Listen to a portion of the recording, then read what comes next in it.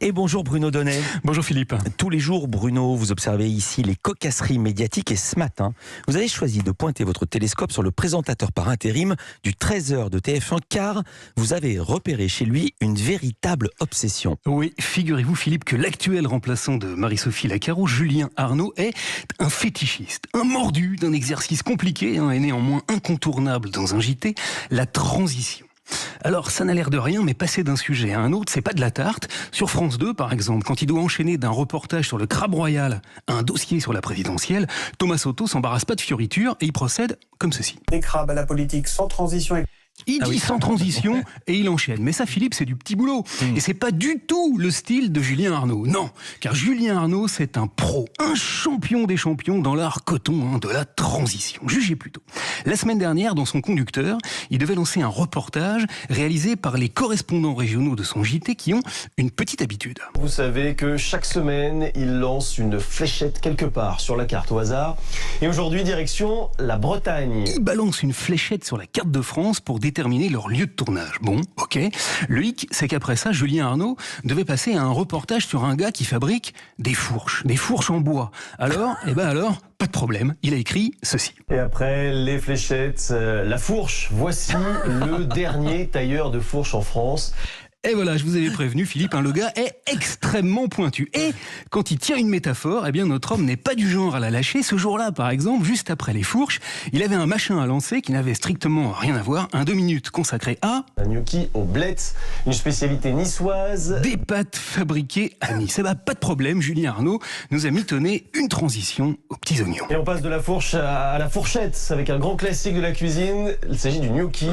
De la fourche à la fourchette, il suffisait d'y penser. Alors, étant donné que notre Julien est un crack, quelquefois, ceux qui décident du contenu de son journal lui corsent un peu la difficulté. L'autre jour, par exemple, après le passage de la fourche artisanale au gnocchi, ils ont collé un enchaînement pas piqué des hannetons entre un portrait du chanteur Garou. Vous connaissez sa voix rocailleuse, son accent québécois. Garou est de retour en France pour une grande tournée.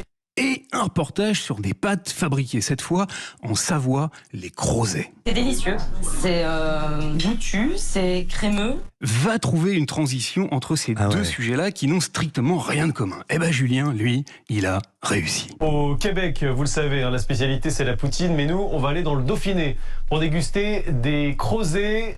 Bon, alors quelquefois, Philippe, je reconnais que c'est quand même un peu tiré par les couettes. Mercredi dernier, par exemple, notre héros a dû passer d'un camping qui a décidé d'offrir des bons d'essence à ses clients. Un patron de camping a eu une idée, il offre des cartes d'essence à ceux qui réservent chez lui dans les Cévennes, et oui. Un reportage sur les difficultés de stationner à Marseille. Pas facile, mais dans ces cas-là, notre Julien a une petite botte secrète. Il utilise ce qu'on appelle le plus petit dénominateur commun. Et entre l'essence et le stationnement, il y en a un, la bagnole. C'est bien de pouvoir rouler, mais encore faut-il ensuite se garer à Marseille. C'est la guerre du stationnement en ce moment dans certains quartiers. Voilà, c'est sa grande spécialité. Dès qu'il n'est pas parfaitement inspiré, hop, il sort sa carte plus petit dénominateur commun et c'est ainsi que vendredi dernier, il a réussi un coup de génie pour passer des 70 ans de carrière du chanteur breton Alan Stivell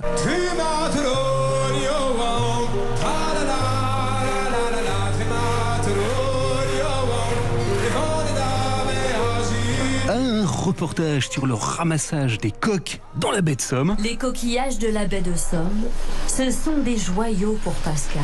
Il s'est dit qu'entre un chanteur et des coquillages, il n'y avait pas grand rapport. Mais qu'entre la Bretagne et la Somme, il y en avait un. Et il a dégainé ceci. Et on va rester dans la même atmosphère maritime, mais dans une autre région, avec la pêche aux coquillages en baie de Somme.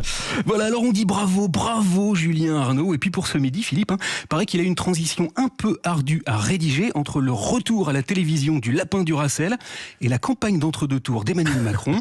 Je me demande bien ce qu'il va trouver. Je compte sur vous pour le surveiller. Merci beaucoup Bruno Donnet, ça vous a beaucoup plu Olivier Benkemoun. J'adore. L'art de la transition, ça vous plaisait. Magnifique.